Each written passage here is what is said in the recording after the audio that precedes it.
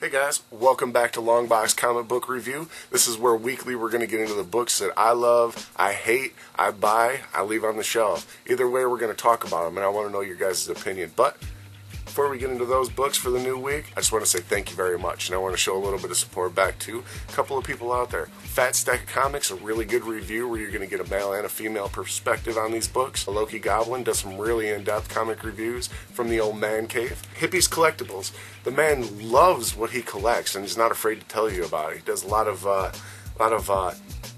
contests and stuff going on over there, so you might want to check that guy out. And last but not least, the Great Legend. He's always coming at you live. He's got some really good reviews, and he seems to rally up the community, you know, to get together and talk about this stuff. So with all that, I love you guys. I love all the views, all the time, all the support. It's all very much appreciated, and it all gets poured back into each one of these videos. So thank you for all those views. So with that said, let's get into this week's books.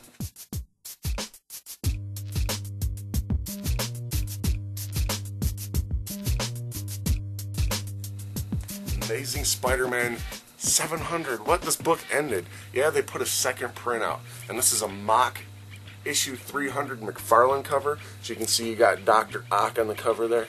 If you're reading Superior Spider-Man, and if you're not reading Superior Spider-Man, what the hell's going on, man? Pick that book up. If you didn't get this issue, this is your time to get it, because this book actually made me want to read Spider-Man. I really didn't. I didn't enjoy the concept of the character before until I picked this book up. This book right here kind of sold me on it. So pick it up. Second printing. Batman Detective Comics number 17. Man, my man John Layman is killing it on this book. I tried picking up a couple issues back when issue 1 happened and Joker had his face cut off. I picked it up and it didn't grasp me. It didn't make me want to read the story much. But this last few issues since 13 that Layman's been on this book, dude's been killing it, man. He's brought some really interesting concepts into the book that kind of, you know, detective comics. It kind of makes you figure things out. You know, it's a detective story. So if that's the type of Batman you like, this is the book, and John Layman does it properly. I'll tell you that, to be honest. I get this book each week that it comes out now since 13, and there was a whole story a few issues ago with Poison Ivy and Clayface, and that was just the concept was fucking awesome. Pardon the language. I like to swear a lot, so if you don't like swearing, earmuffs. This issue deals with the Merrymaker and the League of Smiles, and it deals with their background story, because in this new 52 there hasn't really been a lot of explanation of these old characters, or these characters that are still lingering around Gotham. So they kind of go a little bit of detail in here and tell you who the Merrymaker is. The thing that I really want to point out about this is in the back of it. I don't know if it's in all the DC books this week, but there's this thing, it's like Channel 52 News or something like that, and they talk about the happenings that are going on in the new 52 universe, which actually I think is a really good concept, because those books that you just don't pick up, the books that you don't have the money to put into, or you just feel like I'm going to read 1 or 2 pages out of that and that's all I'm going to have out of that story. I feel like a book like Channel 52 News that can kind of be like these newscasters that are pretty much just kind of doing a review like we're doing on YouTube, telling you what you missed in the issues, maybe bring you in. It's a really good concept, so check it out in the back of this book.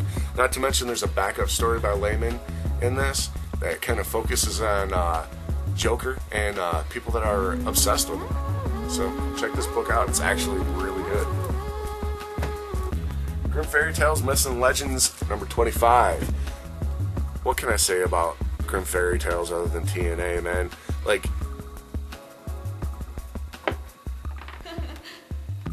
Hey Girl, issue number 5. Okay, now Hit Girl, the only thing I can say about Hit Girl is she's badass, man. If you've seen the movie Kick-Ass, you don't mess with Hit Girl. However, for $5 an issue, Looney Tunes 211. You always gotta love the kid book, man. Every time I'm in this shop and there's kids that come in, they always want something to read. And it's so hard to point out books these days because you never know what's inside them.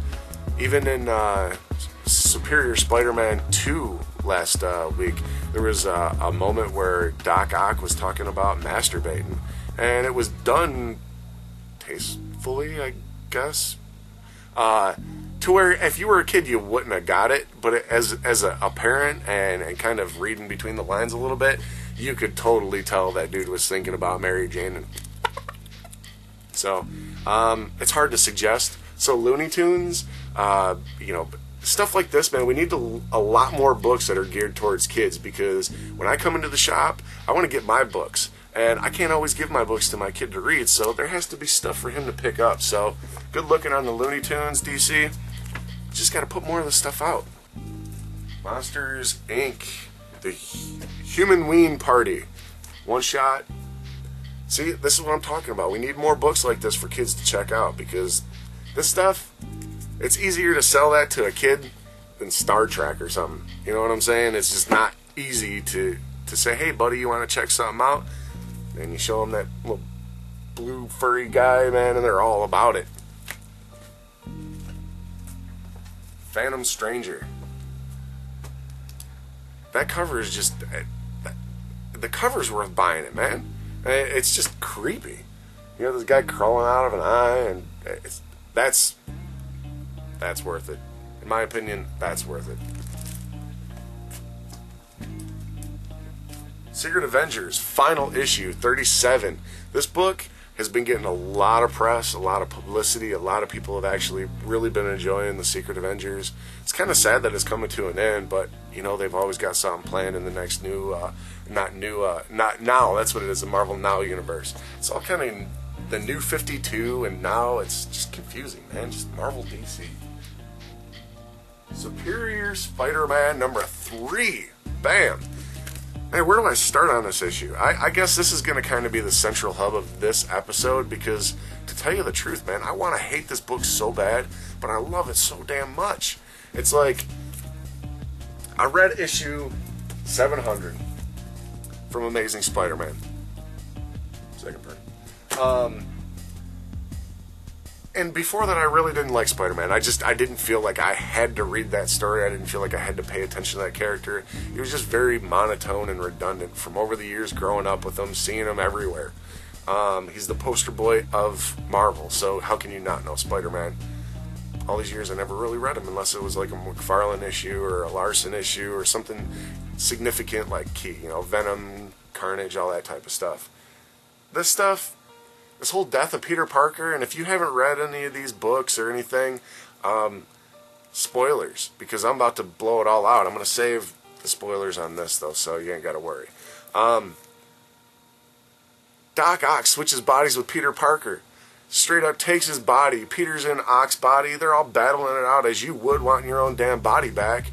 Moral of the story, it ends with Peter Parker being a damn ghost and telling, Ock, this isn't going to work, man. You can't be the person you are. With great power comes great responsibility, and you're going to end up seeing why I've been the way I am. Issue 1 of Superior Spider-Man comes out, and Ock's he just doesn't care. He's like, yeah, I know I got to take care of certain things, and I can't just be belligerent about it. And then he starts to feel the pressure of Peter Parker's life on it, and he kind of starts to change a little bit. You can see him wanting to go in the bad direction, but he's kind of being stopped in the other. He does a lot of upgrading to Peter Parker's arsenal. He starts to do a lot of spider bots, mobile applications. He just a lot of stuff using his mind more than what Peter did. Peter was just trying to save people. Doc Ock's trying to make an impression on everybody. Issue 2 comes out. Like I said, he's really trying to make an impression on everybody in that issue. So he's kind of trying to show his bells and whistles to everybody and show, look, I am still, a badass. I'm Peter Parker. Da da da da. People just are seeing through it, man. The ghost of Peter Parker is there the whole time. Like, what's going on? This issue, things take a really, really crazy turn. What actually happens in this issue is it's a continuation from issue 2 right off the bat. We're dealing with the Vulture in this issue, but it's not in the manner that you'd expect. In both situations, you may expect Doc Ock to try and befriend Vulture. You may expect Doc Ock to take down Vulture. But either way, it doesn't come out the way you expect. It really doesn't. There's a what the fuck moment totally at the end, like, whoa, what's going on here? So, like I said, I want to hate this book because I don't like Spider-Man. However, they're really making me like this book. They're not making me like Spider-Man. They're making me like Dr. Octopus, and that's weird. Like, I don't feel right reading this book, but I love it. Not to mention, we're having Ryan Stegman. He's a Michigan artist. He's going to be in here this weekend, this Saturday, February the 9th, from 2 to 5 at the comic shop, doing signings and some sketches and stuff. So I plan on sitting down and actually picking the guy's brain about his whole, feel and just anything I can get out of the man about this book, because I don't want to like it, but I do. I like it a lot. So if you haven't gotten this, pick it up, check it out, read it, let me know what you think. Like I said, it's the books that piss you off or excite you that are the ones that are worth buying. It's the ones that you go, that aren't. You know what I'm saying? So if a book pisses you off or a book really makes you happy, keep reading it, man. If I hate that, why is that guy doing it? They're doing a good job. They're supposed to do that. Keeping it on your mind. This book stays on my damn mind, so you gotta pick this up. Swamp Thing 17, part 2 of the Rot World. This is part 2. Part 1 is Animal Man. We actually sold out of those before I got to do this video, so I can't do a display on that. But these two books go hand in hand. They're fighting the rot together. I'm not familiar with Swamp Thing or Animal Man. I can't afford to buy all these books each week, and I've only got a certain amount of time that I have to where I can read. Most of the time it's on the shitter, but we won't mention that anymore. Most of the time, I rely on customers and other people that read these books to give me a synopsis, and if it sounds good, I'll pick it up. But this whole rot thing seems to be doing pretty good. It seems to be drawing a lot of attention. Swamp Thing's always been a badass since I was a kid. I've seen the show, but you got Snyder on this book, and if you're a Batman fan, you know Snyder don't mess around. So it's got to be worth reading. We got Young Romance, New 52 Valentine's Day Special, #1 one-shot. I'm just going to say Valentine's Day is coming up. You don't get this book for your girlfriend, you messed up. You really did.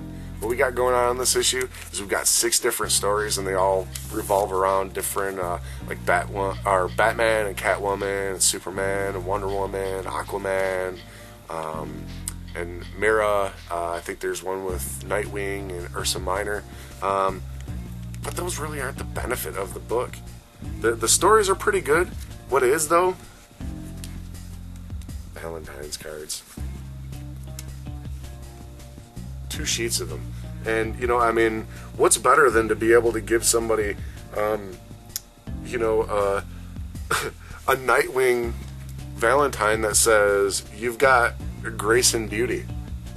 I could always send, we could send one of these Batman ones to, like your favorite person in your life that says tonight is for just us.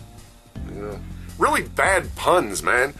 You put a hex on me, Jonah Hex, but not to get into the bad puns of it and mock this book. It's actually really, really cool. The fact that they added the Valentine's Day cards in there, and there's so many of them, was very creative. The stories in here are kind of warm-hearted. They're sappy, but at the same time, they're good stories. They really are good stories. And not to mention, $8, having a price tag that high, it really helps having the Valentine's cards in here to kind of eat up some of that cost in there, because I can tell that this book is going to be sought after. So, if you got a loved one, if you're a boy or a girl, you got a wife or a husband, boyfriend or girlfriend, or husband, whatever you got going on, this book might actually bring a little bit of a smile for the next couple of days. So, check it out. It's just going to bring happiness. It's Valentine's Day, man. If you don't support Valentine's Day, then you're just a horrible person. You are. You are. Road to Oz. This is one that my wife reads. This is one that came in this week. This is, issue 5 of 6. So we're getting close to the end of this. Man, Scotty Young, I love your artwork style, man. Even though it's not your typical anatomically correct type of realism, this right here, this is, I want to make a point right now about an artist. An artist isn't somebody that emulates something that's already been done. An artist is somebody that does something that has never been done, or finds a way of doing something that's already been done in a unique way that represents themselves. Okay, and Scotty Young, his artwork, it's great. The style, the way it's drawn, the way it's rendered, the emotion in it. I just love everything that this guy puts out, man. And I picked this book up for my wife specifically based on the artwork, not because it had anything to do with The Wizard of Oz, but just because of the artwork. She enjoys the shit out of this book so much that she suggested it to my son, and my son likes this book. So all I can do is pick this book up. If you enjoy Scotty Young's work, you've been picking up the baby variants and stuff like that, this is a book that he's on. Actually, he's got one more issue, and then they're probably going to go on hiatus for another year and put out something else. So Road to Oz, there's Wizard of Oz. There's a couple of different versions of the, not versions, but storylines that's in this atmosphere. So check this book out. A book that my son reads is Super Dinosaur.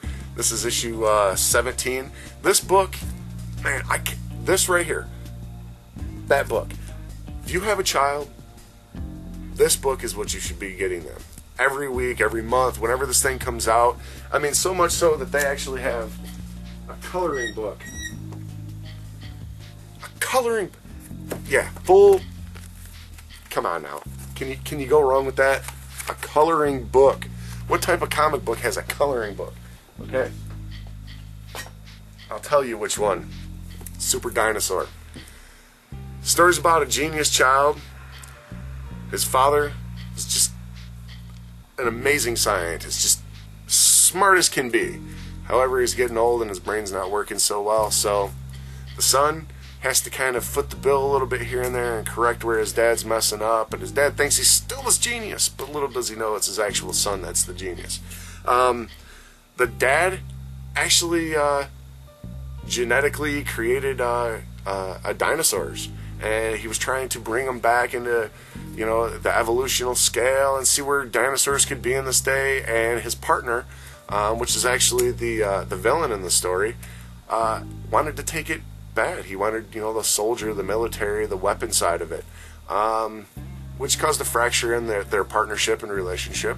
To make a long story short, the dad ends up with the dinosaur. Dinosaur ends up hanging out with the kid. Kid and dinosaur, why is this book good? I'm about to tell you.